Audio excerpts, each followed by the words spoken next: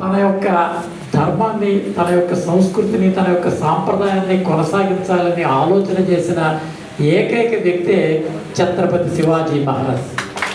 అట్టి ఆలోచనను స్వాగతించేటటువంటి పరిస్థితి ఈనాడు ప్రపంచం అంతా కూడా ఆలోచన చేసేటువంటి పరిస్థితి వచ్చింది. దీని ఆధారంగానే ఈనాడు ప్రపంచ రాజకీయమే మారేటటువంటి స్థితి. అంటే ఒక వ్యక్తి దాదాపుగా 400 సంవత్సరాల క్రితం ఈ యొక్క ఆలోచన స్ఫురణతోటి ఆయన బయలుదేరడం జరిగింది. ఆయన ఆలోచన స్ఫురణకి కారణం ఖచ్చితంగా ఇందాక వరమ గారు చెప్పినట్టు తల్లి జిజియాబాయి యొక్క ఆలోచన విధానం. ఒక తల్లి ఒక కొడుకుని తయారు చేస్తే అతను సమాజానికి ఏ రకంగా ఉపయోగపడతాడు అనేటటువంటి విషయానికి మనకి భారతదేశ ఇతిహాసాల్లో మనకు కనపడేది భక్త ప్రహ్లాదుడు, రెండో వాడు ఛత్రపతి శివాజీ.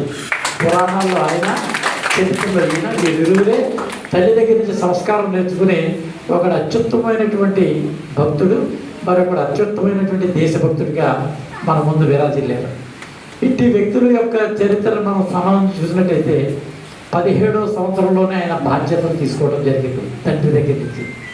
తండ్రి తన యొక్క మొఘలుల దగ్గర తను ఓడిపోయిన తర్వాత ఆ ఓడినటువంటి నేపథ్యంలో కుదుర్చుకున్న ఒప్పందం మేరకు ఆ మరాఠా నుంచి ఆయన వెళ్ళిపోవాలని చెప్పి షరతు పెడితే, మొఘలులతో కుదుర్చుకున్న ఒప్పందం ప్రకారం తాను బెంగళూరు వెళ్తానని, కానీ తను పుట్టి పెరిగినటువంటి ప్రదేశాన్ని వేరే